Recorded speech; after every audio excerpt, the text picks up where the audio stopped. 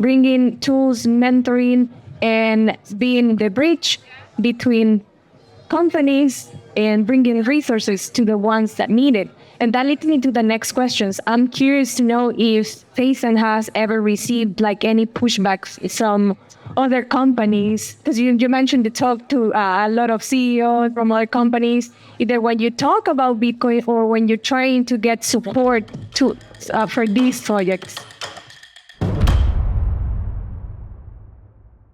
Yeah, thank you very much for having us. Thank you, Jeremy and Alex, for joining this panel. It's going to be amazing. So we're going to talk about a little bit about the involvement of a payment company in education and how they can help empower other projects around the world.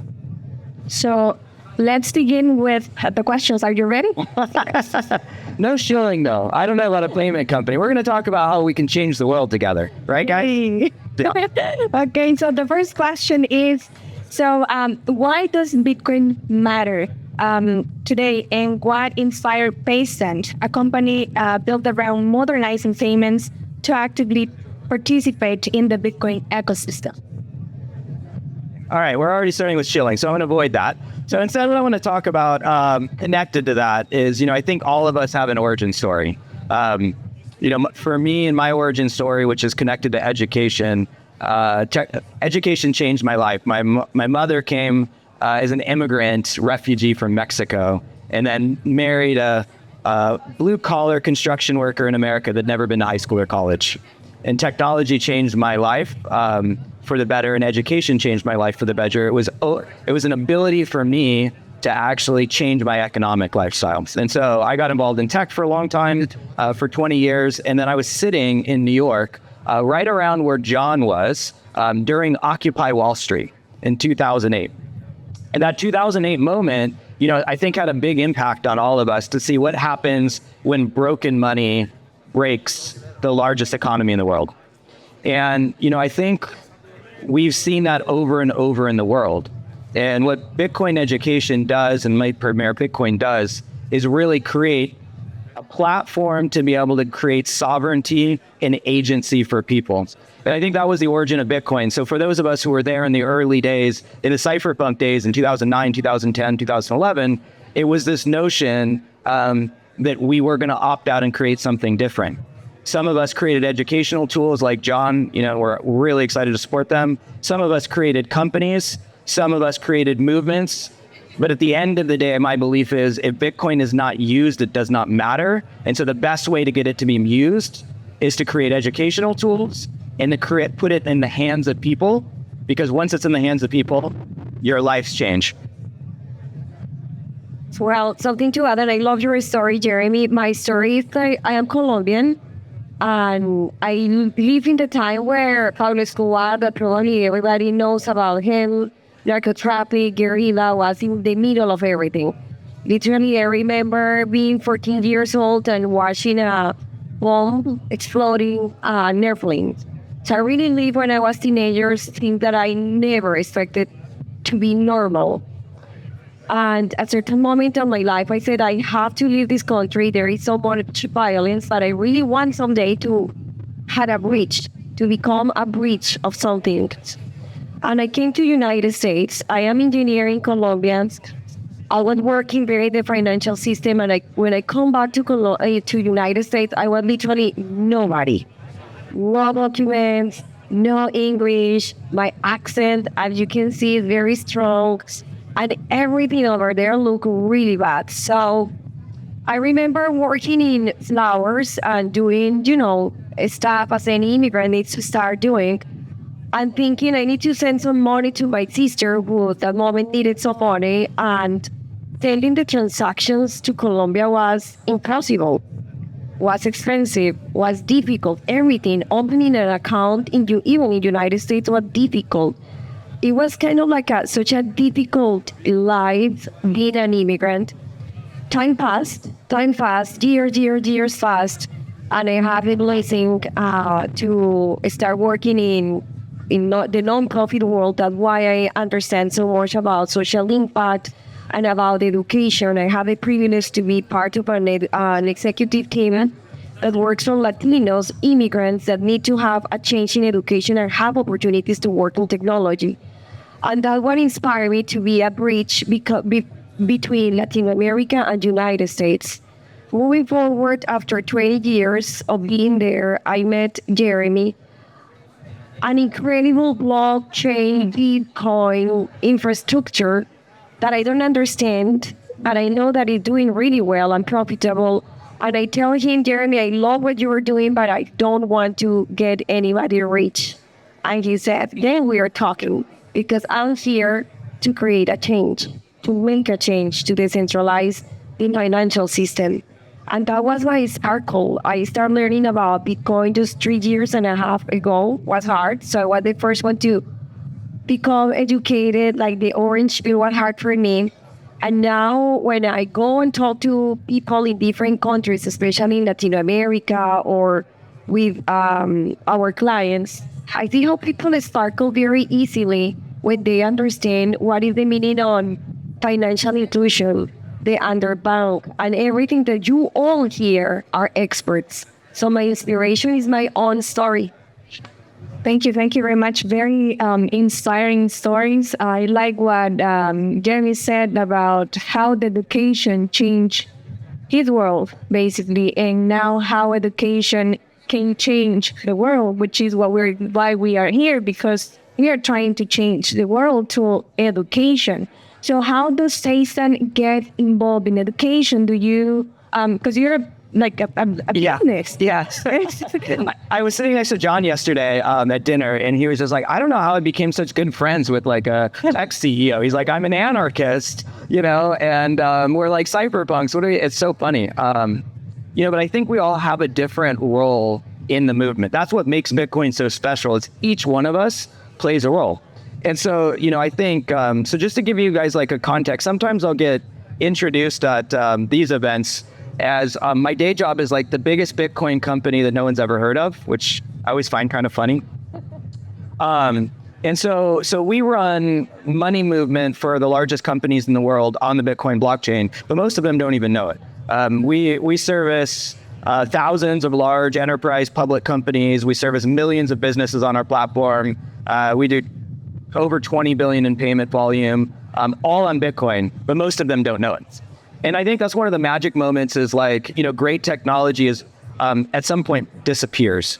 But I don't think that's good enough for us to build just a great company, because when you say fix the money, fix the world, I think there's a lot of incentives that are broken in the world.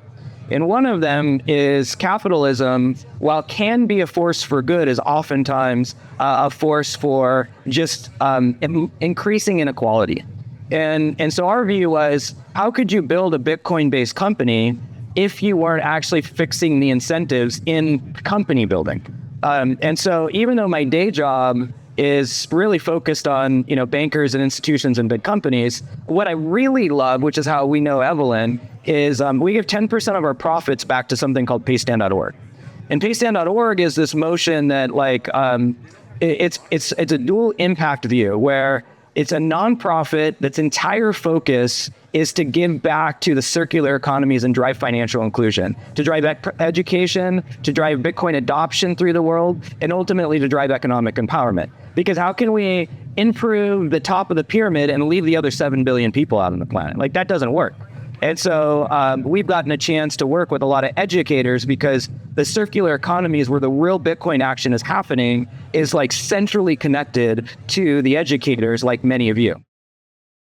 And I would like to add something, because at the part with the nonprofit, and you guys can't imagine how us to educate our own employees, our staff, the people that surrounded us, the culture in the company. The culture of the company is based on the values of Paysons. Our employees receive their salary in Bitcoin, and we have around 400 employees. We have the benefits on that. We have treasury on that. So they're helping our staff to understand what is Bitcoin and why they are part of a movement, no matter if they are in marketing or in sales or the person who is helping us with office. It doesn't matter where they are. Everybody at the company, now I will say, Jeremy, that they understand what is Bitcoin. Everybody has Bitcoin. Everybody is in the movement. It wasn't easy. It was very difficult. It's every day a challenge. And it's every day a challenge when we talk to clients about what we do. So when they get it, well, it's in there. It's an everyday fight. Yeah, so we met Face and last year, and we have been lucky to get to know a lot of the team members. Just recently, the team was in Berlin, and what Alex was saying that about educating your staff. So they come and they ask a lot of questions. They get a class and they continue asking a lot of questions. It was really nice because that demonstrates the spirit of the company. And it's not like, oh, my boss is telling me to learn. It's like, I'm curious. And now I understand a lot of how broken is the system. And there was this person that was from Mexico, and he was like, oh, I want to start something like this in Mexico. So he's not only working for Paystand, he is now trying to learn and trying to change the system. So that's what the company is doing as well. So in regards to that, what kind of, because you were mentioning also that you're supporting circular economies and educators, what kind of support do you provide to them? Yeah. So Alex leads our foundation team. So we actually, I think maybe a couple of things are important. So my day job, Paystand.com, that operates in one side of the field, and then Paystand.org is a separate nonprofit where we give the profits back, but then there's no agenda.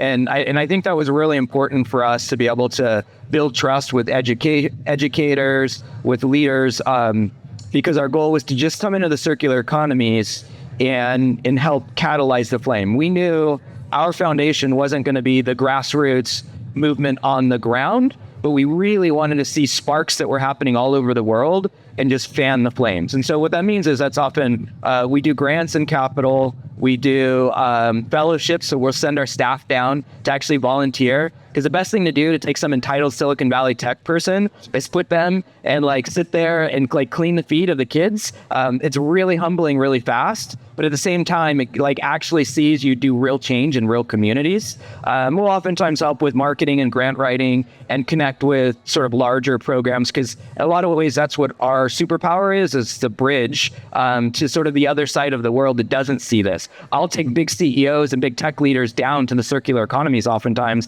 and I'll say the most interesting thing happening in the world is not in Wall Street, it's not in Silicon Valley, but it's in these circular economies where these educators are actually changing the world one by one.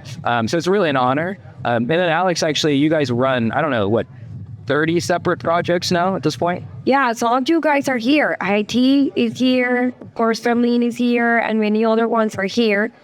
We support, as Jeremy is saying, not only with grants. The grants are important. We all know that you guys know what to do. But sometimes those circular economies need a little bit more of help. And not all of them are circular economies necessarily. They are starting, right? So we like to support them with grants, with mentoring. We have a group of mentors that are very happy to support in any aspect. We have my marketing team that support you guys. We have internships. So we know that educating the kids is great. And when they become youth, they need work, right? They need exposition. They need to know what is to work in the other side of the world. So we put our offices every summer to support at least between 15 to 17 kids that come and work with us in any aspect. We assign a project based on their skills, and they have the opportunity to learn. Just recently, actually this weekend, Paula, we are finishing a mining education course in Zonte, where 10 kids at once, for example, 10 kids are learning about how to fix the miners. And after that, they will have the opportunity to work with us as well. So it's job opportunities as well, and our volunteer program that Jeremy mentioned. So we really like to take our employees to different places, hopefully remote places, where they can have the opportunity to give their skills to the community. And it's a very packed agenda where everybody goes and clean feet and teach English, teach financial, do anything that they need to do during 2 weeks. We do that twice per year. And when we come back, we see employees that are with their heart open. They think that they are going to support and to teach, but actually are them who are educated about what is a circular economy in the real world. So that's the way that we support. Yeah, and that's the way that the humans connects with other humans. It's like trying to bring tools, and as you said, bringing tools, mentoring, and being the bridge between companies and bringing resources to the ones that need it. And that leads me to the next questions. I'm curious to know if Phase-N has ever received like any pushbacks from other companies, because you mentioned you talk to a lot of CEOs from other companies, either when you talk about Bitcoin or when you're trying to get support to for these projects. Yeah, it's funny. I am. You guys do. I think the cool education, which is at the grassroots level. I spend a lot of time educating people in suits, which has a very, very different process, and they come across so skeptical. And I think a couple things I've learned, one, it obviously doesn't start from just a single conversation.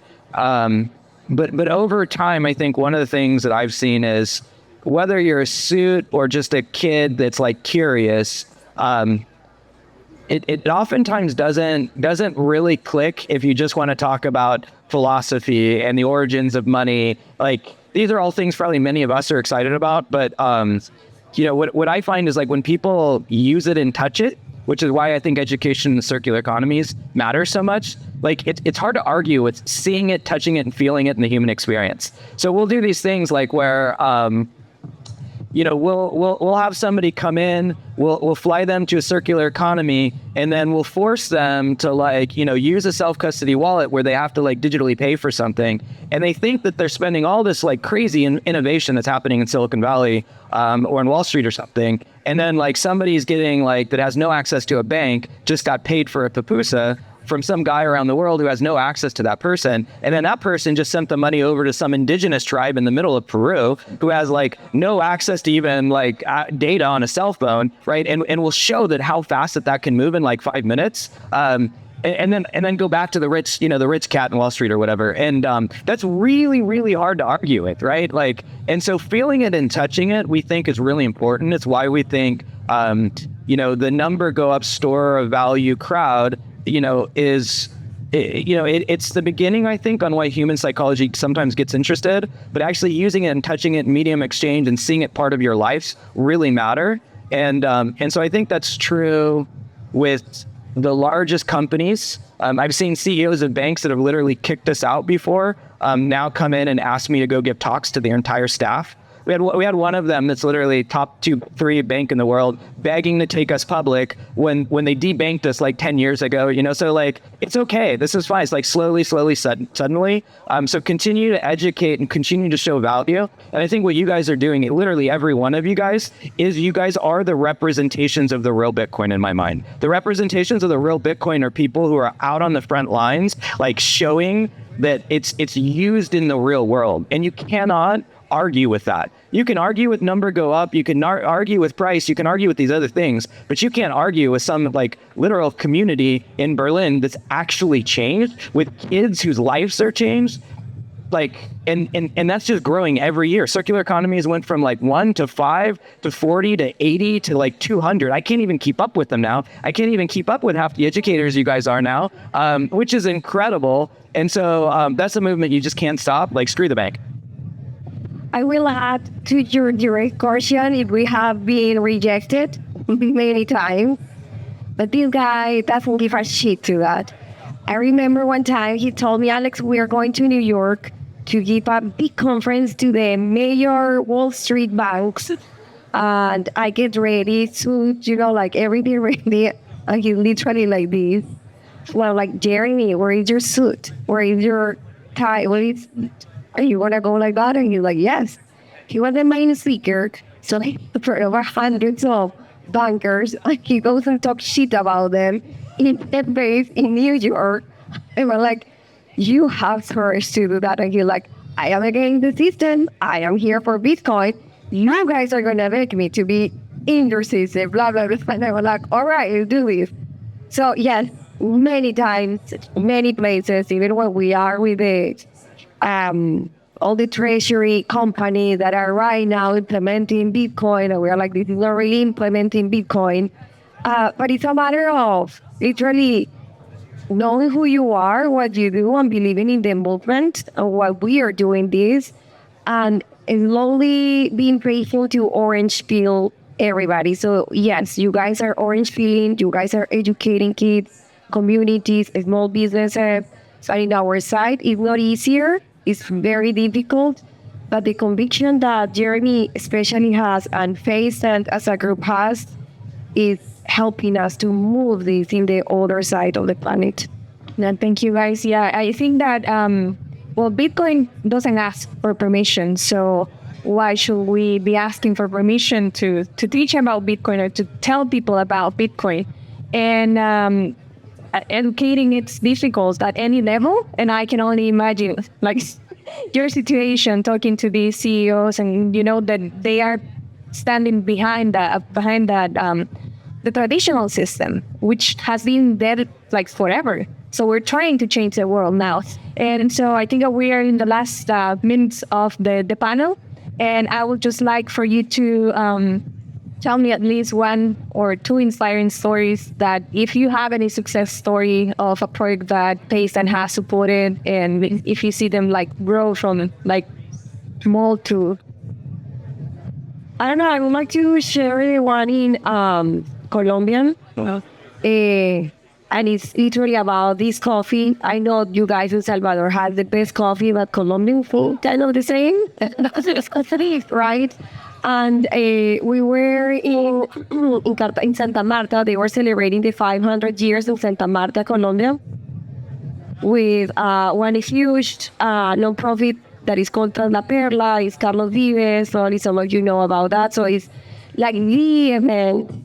And Jeremy and me, we are invited to just know about the economics and how we can support them.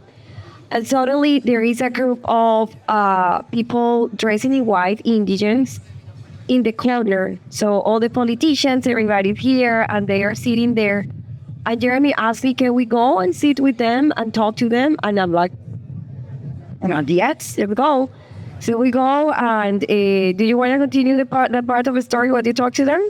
Yeah, I mean, I think like so like the backdrop is, you know, it's a bunch of philanthropists, which is just like a bunch of rich people in governments that are all hanging around. And I was like, why are the indigenous people here? Like, they literally live 5-day walk up a mountain. They have no access to like, so what we'd consider Western society. And they were there. And so I wanted to know like why they were there, but why they were like just left in the corner. And so I said, hey, what like brings you guys here? And they said for this event. And so the event turned out to be this watershed thing. And I was like, well, tell me what your life's like. And they described this just beautiful, pure, almost like Garden of Eden. We have all the food we need to eat. We have perfect weather. We live in peace. We've done it for thousands of years. And I said, well, why are you guys here? And they said, well, the only thing that goes wrong is one, like if you like destroy our environment, like, dam up our river, that's a problem. So that's why we're here. I was like, oh yeah, that sounds bad. And then I said, well, what else? And they said, well, we have a problem with your money. I said, really? I was like, let's lean into that. Tell me about that. And so what they tell me is, oh, well, we don't use money. And I said, oh, this is cool. And I said, well, tell me like what's going on. I said, well, we've been a barter system for like thousands of years. I was like, oh, that's rad. And I said, so what's the problem with money? Like, I have some opinions on that. And they go, well, your entire society runs on money. And I was like, yes, deep, true. And I said, well, what's the problem? They said, well, every once in a while we need to go down the mountain to go like interact with your society. Like we have great medicine, but if something really crazy happened, when we need a surgery, we have to send somebody down. So we need access to your money. But because we don't have it, what we do is we send people down that like make crafts, and like once a month they go and sell crafts on the side of the road. Then they bring it up and then they give it to the village chief, who hides the cash under the mattress of the village until like, it's almost like social insurance, until like something bad happens and they need to give it to one of their villagers. And so I was like, oh, that's wild. So then I'm like, well, let me see, how do I pitch Bitcoin and like to the, indigenous society that's never used real money, that's a barter society. So, I kind of went in my full, like, it's pure money, pure peer-to-peer. You don't have institutions ramped or whatever. And I could tell I lost him. I'm like, I lost him. I was like in chapter 17 of the Bitcoin diploma or whatever. And the poor, chief was like not into it. And then I was just like, you know what? And this is what I've learned to do over time. I was like, don't worry about it. Do you have a cell phone? He's like, yeah. The government gave us a cell phone because they like installed cell phone towers. I said, cool, give it to me. And so I do this all the time now. I've learned this is one of the best ways to orange peel. It's like, I don't even think about it. I just put them on a super quick self-custody wallet in 3 seconds. And then I just send them a little bit of Bitcoin and I forget about it. So anyways, I send them a little bit of Bitcoin and I forget about it and I go about it. I was like, well, that'll be a random footnote for me. And then like, I don't know, a year later, they text you. They text me and said, Alex, we received some money from you guys. The money keeps going up. How is this happening? It's like, good. Well, we were lucky, right? Yeah, no, because can we know about what is Bitcoin? Because now we are using it to trade between us. It was 5 people there. So between the 5 of them, they are giving services to each other. But we want to know more. So in that moment, we go with them to Bitcoin Medellin. They learn about that. Christian, who is here, goes with my first Bitcoin to train them. We bring them to Peru, where they meet with Peruvian indigents, kind of like the Incas and the Sierra Nevada both ancestors, indigents that have never seen each other. And fast forward in the story, now they are using Bitcoin. They send us with this coffee that they just trade with Bitcoin. And they create the first circular economy in Colombia for indigents with around 70 leaders, Christians. And that's one of our favorite stories. Thank you so much. That was very inspiring. And thank you, Aaron, for listening. I hope that you get some inspiration based on it's making changes and it's helping people to change the world. So a round of applause. Thank you. Yeah, and I guess maybe one thing I'd end with, because quite a few of you have asked, you can go to paystand.org on the grant side. We open those up twice a year. So I know quite a few of you have asked about that. So I think the forms are open right now. And then there'll be a sort of another cohort probably in Q1. Yeah, feel free to send the applications. Feel free to talk to Paula. Paula is our operations manager. Talk to me, talk to Christian, who is out there. We are opening the grants at the end of December, but we are starting to receive the application soon. And then we deliver the grants between February and March for the first time of the year. Thank you.